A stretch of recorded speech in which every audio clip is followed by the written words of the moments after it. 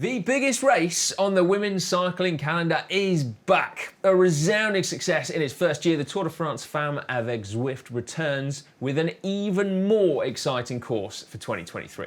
Starting on the final day of the men's tour, the women's race will set out from Clermont-Ferrand on Sunday to take on an 8-day journey towards the Pyrenees, climaxing with a huge mountaintop finish atop the Col de Tourmalet on stage 7. Will Annemiek van Vleuten take another yellow jersey, or could Demi Vollering rock the boat? That is the big question, and we will attempt to predict the answer a little later. First up though, here's something to get you in the mood.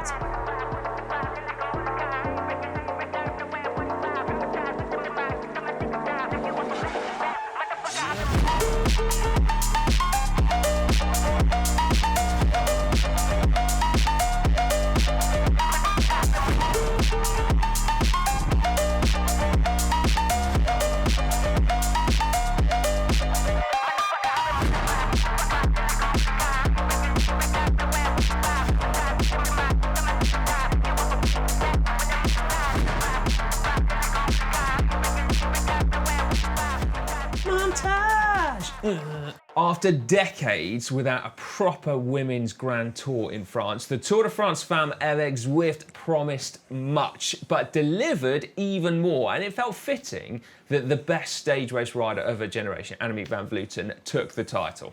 Just before we get on to the route, a quick promotion of our own coverage of the race on GCN+. We will bring every kilometre of live coverage that is available. Indeed. Now, unlike the men's, ASO, who are the organisers of the event, don't produce coverage from kilometre zero every day, but we will show you everything there is to show, and it is available to watch live or on demand if you're in Europe, the Asia Pacific, excluding China, Japan and New Zealand, and the Middle East and North Africa. For the rest of you, we'll have daily short highlights that are available worldwide. Right, on with the route, which this year moves away from the Champs-Élysées start in Paris. The organisers have designed a route in the southwest of France this year, allowing the race to take in a more varied terrain, including a visit to the Pyrenees. Oh yes! Right, starting in Clermont-Ferrand, the first stage could still be a sprint, but with a short, sharp climb in the final 10 kilometres. This could also be a more attacking stage, with riders chasing the first yellow jersey of the race. Absolutely. The lure of a big stage win or the race lead is too attractive to just let the peloton roll in together for a sprint, you'd have to say. There are very few predictable days in women's cycling, but even fewer in races as big as this. That's right. One of the repeated themes on the 2023 route, as you'll see, is punchy, in-between type stages. So we're talking not just flat sprint stages here or monster climbing days, but a lot of the stages have really tricky finishes. Absolutely. Stage 2 to Mauriac is the first example of that, which is uphill from the start and then back-to-back climbs in the finale before a steep rise towards the finish, with a slight plateau before the line. Okay, stage 3 takes the riders to Montignac-Lascaux, and despite 5 categorised climbs, we're expecting a bunch finish, aren't we, that one? I think so. The challenge is then amplified on stage 4 with a Tour de France regular stop at Rodez at 177 kilometres. It's the longest of this year's entire race. Ooh, wow. Could be hot well, that one, couldn't it? Could be. And there are some punchy hills in the run-in as well to add into the mix there. The one-day races are going to be hoping to have their chances there, I think, aren't they? But don't be surprised if the battle for the general classification lights up on this stage too. Yeah.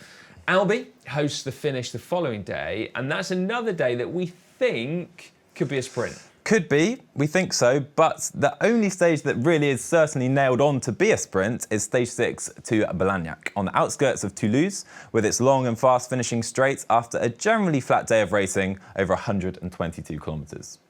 Nailed on. You know that means it's not going to be a sprint now, don't you, right? Yeah, right. The whole race, though, has been set up to build towards a big finale in the southwest of France. The first of those weekend stages is a huge day in the Pyrenees with a summit finish atop the mighty Col de Tourmalet. It is a mighty climb and there's nowhere to hide on it. It featured on the men's race this year, albeit not as a summit finish. It was selective though, still, wasn't it? Very selective. The Col d'Aspin precedes it, but it's a really ferocious day in total. Just 89 kilometres, but with 30 kilometres of it on classic classified climbs. Yeah, it is highly probable that the winner here will also be the overall victor of the race. But there are no guarantees, are there? Hopefully things are tight at the top going into the 8th and final stage because it is a time trial. It is the first ever time trial at the Tour de France Femmes Avec Zwift. 22.6 kilometres of rolling terrain around Pau and Jurançon. So, Si, what do we think about the route as a whole? Well, I think it looks great, to be honest. I think it looks hard, doesn't it? Really hard. Danny Christmas, who's one of the director sportifs at Canyon SRAM, said on the World of Cycling this week, didn't she, that she thought it looked like a savage route. Yeah. A lot of metres of ascent, even on those intermediate stages. Some opportunities for some early general classification skirmishes as well, I think. And then some opportunities for the sprinters. Some. But not many. But then, what a finale. A big GC battle, hopefully awaiting for us on that final weekend. Right then, on to my favourite section of any preview show. It's the Contenders. Here we go. So, for me, Si, this has to be down to two riders. Annemiek van Vleuten and Demi Vollering. Is that fair? I think it's absolutely fair, yeah. Before the Giro d'Année, I would have said that Vollering was the runaway favourite, with Van Vleuten not looking quite as strong as previous seasons. But we saw a remarkable ride from Van Vleuten at the Giro d'Année with 3 stages and the general classification. Yes, but Vollering wasn't there, which is why, for me, she's my favourite to win the Tour de France Femmes. In the only major clash of the year at La Vuelta, yes, Van Vleuten did win, but I think Vollering did show to be the strongest rider there in a controversial victory. What do you make of that?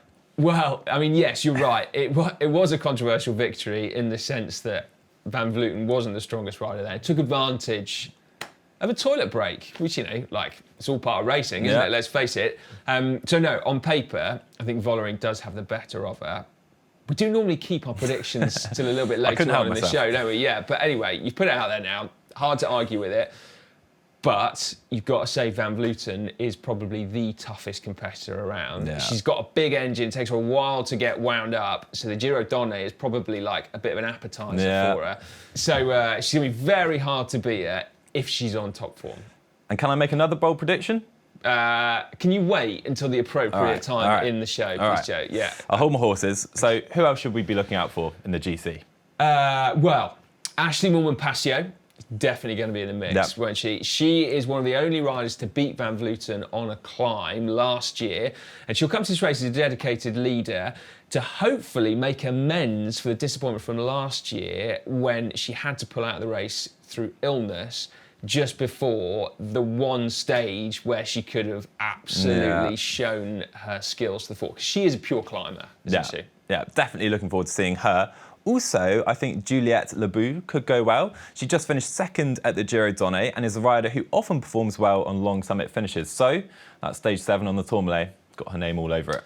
Well, yeah, as long as she gets there without having lost a load of time on those aggressive racing days, because they're often the undoing, aren't they, of spindly climbers. So anyway, Kasia Nui-Doma, a slightly unknown quantity. She hasn't raced much recently, but she's a rider who always comes good in the big races, as is Cecilie Uttrup-Ludwig. So 2 riders there to keep an eye on for sure. Absolutely. Others to keep an eye on are Vita Music and Marta Cavalli. They're Uttrup-Ludwig's teammates at FDJ. So they've got some real strength and depth, that team, don't they? They have, yeah. Mavi Garcia as well. Can't count her out. Other names to throw into the mix when it comes to the GC. Veronica Ewers of VF. Liana Lippert of Movistar as well, although she'll likely be working for AVV, you'd have to think, but may still be up there in the GC. Yeah. Elise Chabet of Canyon SRAM. Sylvia Persico of UAE as well. And Lizzie Deignan of Little Trek. You think so? Well, a bit of a wild card, I think. I think that is a wild card, but still, that'd be super cool, wouldn't it? Now, in terms of the sprinters, we can't really look past Lorena Vives, can we? She has dominated sprint finishes for the last couple of years, and now that she's with SD Works, she's got an even stronger team behind her. A stronger team, but one that's divided its ambitions between the GC with Vollering, of course. So, let's see how that plays out. Well, yes.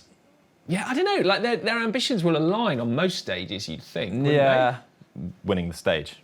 and the GT. Yeah, and like finishing with more SD Works riders at the front. Yeah. Well, it's been a dominant year for them so far. And the thing that's impressed me most about Vibez this year is how well she's gone on the climbs, really taken that to another level in terms of her riding on terrain that doesn't particularly suit her, so getting to more of those sprint finishes, which on this parcours could be crucial. I think it could actually, yeah. Her main competitor in those sprints is likely to be her last lead-out rider actually from last year, Charlotte Kool, still riding for DSM. She's got the better of Vibez in the UAE Tour at the start of the season. She's got a serious turn of speed herself. Absolutely. And she's just coming off 4 stage wins at the Baloise Belgium Tour. So clearly on form. Runner-up on there on one occasion to her was Emma Norsgaard of Movistar, who'll likely be in the mix too. As will Marianne Vos, the boss. She's been back winning sprints at the end of tough races this year, and there are a few of them in this race, aren't there? Yeah. Elisa Balsamo is another one to watch in the sprints, as is Chloe Dygart, who looks to be, well, close to, if not back at her best after a long recovery from injury. Absolutely, intrigued to see how she goes. And just before we finish, we should throw Sylvia Persico into the mix here as well, because she's pretty good on all terrain. She is, yeah.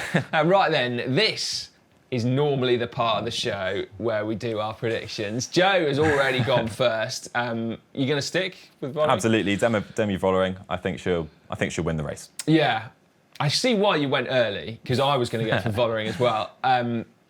I mean, if you can't go Vollering, you've got to go Van Vleuten, haven't you? And actually, I couldn't pick it, if I'm being totally honest, because you just don't know how fast Van Vleuten is going to go up. And because Vollering didn't do the Giro Donne, we don't know how fast she's going either, do we? So there we go. If she does get it, it'll be her second straight Tour de France victory in her last season as a pro.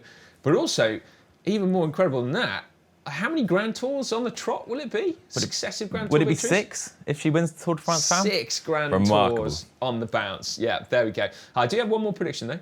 Go on. Marlon Russa to win the final time trial. Interesting. And you've gone out on a limb there because I think Vollering will win it as well. Really?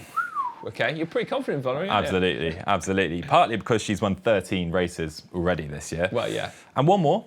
Lorena Vibez to win Stage 1 and come up front and win the yellow jersey on Stage 1 for the 2nd year in a row. There we go then. Yeah, well, that's it. We've talked about her improved climbing. Exactly. She's going to need it on Stage 1. Absolutely. But there we go. I must admit, though, I sort of really hope. I've got like a heart thing for Marianne Vos. I hope she gets in the I had a yellow feeling jersey. you'd say that. Yeah, I just, it just seems appropriate when Marianne Vos wears a yellow jersey, as it did last year. Yeah. Yes, there we go. Absolutely. Just before we go, a reminder that we will be bringing daily live coverage on GCN+, plus a daily pre- and post-race breakaway show with Ola Chenouille, Danny Christmas, Danny Rowe and Adam Blythe, who'll be bringing you all the previews and analysis. That's right. Thank you very much for watching, everyone. Enjoy the race.